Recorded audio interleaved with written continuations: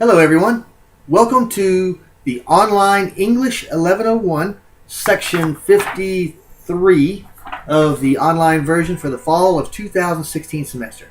I am Mr. Smith. I will be your instructor for the duration of this semester, and hopefully we can make you into better writers, which is exactly what this class is designed to do. We can make you into better writers over the course of the next 15 or 16 weeks. Okay, so what I want to do first is I want to have you pause this video and go into the syllabus and schedule folder, or the module, if you will. You can get to it on those little folders on the left-hand side of the page, or you can get there by going to content across the top. But if you don't know what a syllabus is, by the way, if this is your first semester in college, a syllabus is essentially a document that looks something like this in most cases. And it will have in here, a lot of times, your schedule. It'll have contact information for your teacher. It will have what textbooks are required. It will have policies that the teacher has, like on, say, late work or plagiarism or whatever. So every teacher, from now until you graduate college and grad school or whatever, should have a syllabus that you can then refer back to if you have any questions. In fact, a lot of times you can save yourself and your teacher a lot of emailing by just looking at the syllabus before you actually send an email question. So anyway, I'm going to pause for a second while you hit the pause button, go into the syllabus. You don't necessarily have to print it like I have done. I like to have hard copies. But if you want to just open it up in your browser, you can do that as well. And I'll be waiting when you get back. Okay, so hopefully you've got that syllabus open. Alright, I'm not going to read this syllabus word for word. A lot of this is stuff that you can read on your own. So I suspect that you can understand a lot of this. So at the top, though, there's my contact information. If you happen to be in the Albany area and need to come by my office to visit me, I am in office number 121A in the F Building of Humanities. So I'm on the first floor. I'm kind of in a little corner where there's a suite of offices right by one of the stairwells. So that's my physical location. If you don't live in the Albany area, you can still reach me in a couple of ways. One is by telephone during the office hours. Now, my office hours are posted here. Now, bear in mind that I will be in there during 99% of those. And sometimes I may be in there longer, or sometimes I may be in there earlier, or whatever. If you call me on the phone or you drop by my office and I'm not available, I could be helping another student, or it's possible that I am at a committee meeting concerning this upcoming consolidation between Albany State University and Dartmouth State University, or Dartmouth State College, excuse me. So sometimes those committee meetings will take precedence over office hours. But for the most part, you should catch me in my office during those times by telephone. Also, emailing me is a good way to reach me. Probably the best way is that email that's on the D2L, which is the website that you went to see this video. So I check that frequently, and I will always try to answer questions as quickly as possible. It's also a good way to maybe get some feedback on early drafts of papers and whatnot. So anything that's not clarified in the syllabus, contact me by phone or email, or drop by my office in person, and I will be more than happy to try to clarify anything for you. I try to have an open door, I try to be an open book, and I try to help you succeed in any way I can. Now, part of that's going to be you also taking some initiative as well, and actually reading the assignments, or actually doing the writings that are supposed to be done. So, I mean, if you don't do any work, I can't help you. But I try to help those that are willing to receive it. Alright, so there's my office hours. I'm not going to read the course policies, the course data. The required textbooks, I don't have them in this office. They're in my office on campus. They are only available at the Dartmouth bookstore at Dorks. They are the My Blank English book, which is kind of a reference guide, and then readings for freshman composition, which is readings of the types of essays you're going to be writing. So you're going to be writing a narrative. I'm going to have you reading Salvation by Langston Hughes. You're going to write a compare contrast. I've got you reading two of those because there's two different ways to do compare contrast. So I got one by Mark Twain and the other by Howard Zinn. So we've got readings by professionals that you can kind of look at and see how they write these types of writings. And then a good college level dictionary. I know you like dictionary.com. I know you like Wikipedia. I know you like to go online. But there's something to be said about a good paper dictionary that you can actually open up to the book and turn to the right page and read it that way as well. I'm fond of them. I have one on my desk right there, and then I have another one in my office at school in a prominent location, so that if I ever need to look up the definition of a word, bam, there it is. And sometimes I can get it just as quickly that way as I could by going online, especially if you have a slow internet connection like DSL.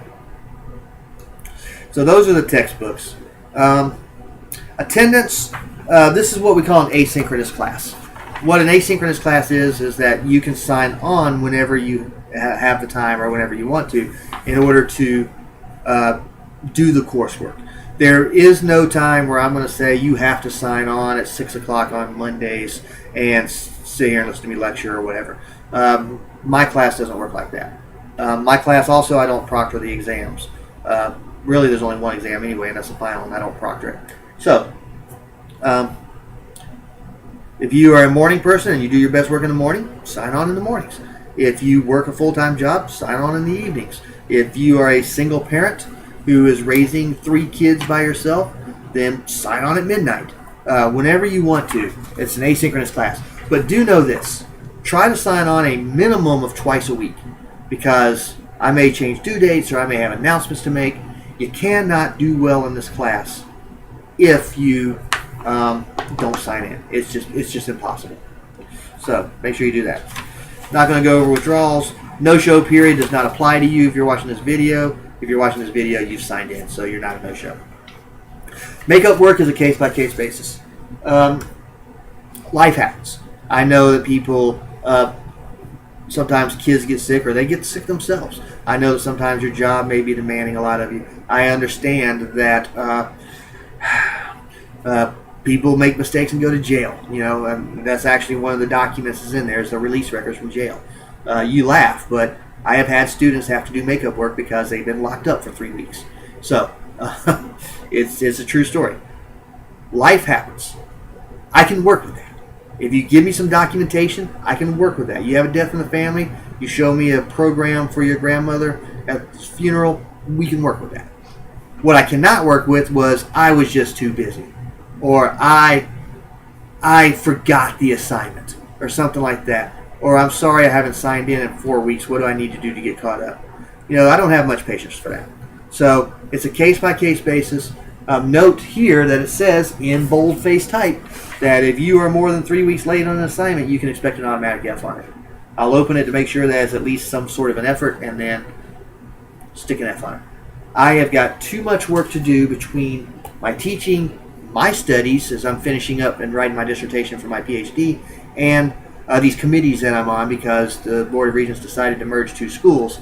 I have too much on my plate to go back and do work that I should have done 4 or 5 weeks ago. Unless you have made prior arrangements with me and I understand that there's a very good reason for me to have to go back and do it. So that's my makeup policy. Alright, on the next page, the most important thing, the evaluation, these quizzes. Your first 2 weeks, you're not going to need to buy those books right away. You're going to be doing a lot of grammar exercises. That's part of the quizzes classwork.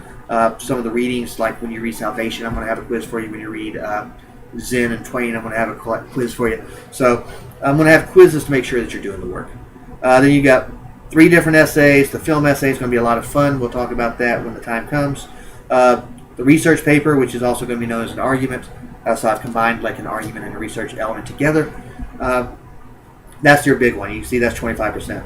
And then the final exam is 20%. I'll go ahead and announce this on this video. This will be the only time I'll talk about it until the end of the semester. If you have an A average on that other 80% of stuff, whenever we get done calculating it at the end, I will send you an email saying, congratulations, you are exempted from the final exam. You won't have to take it. So if you have any motivation to get an A, make that motivation that you don't have to take the final if you have an A in this class. Fair enough? So, try really hard to get that A. But if you struggle and you genuinely have a B or a C, you'll have to take the final. All right, plagiarism. Only thing I have to say about plagiarism is don't do it. Plagiarism is essentially defined as doing or using somebody else's work and taking credit for it yourself. That is a huge no-no in academics, and it's really a huge no-no in my class. I'm on the Academic Honor Code Committee. I sit in on cases where I hear teachers bring students before a board for a hearing to see if they cheated. More often than not, not every time, but more often than not, the teacher is dead on. The student did cheat, and then we levy sanctions. So you are much better off turning in a lousy paper that you wrote than going and turning in something you found on Wikipedia or something that you found on one of these websites that you can buy a paper with a credit card. Don't go to those places. Seriously, I'll catch you. So do your own work. Don't plagiarize, because the penalties for plagiarism are pretty harsh. 2 plagiarism in the same semester, and you may think that if I caught you once, you wouldn't do it again. I've had students try it a second time. That's an automatic F for the semester. I am judge, jury, and executioner on that. Goodbye. So don't cheat in my class.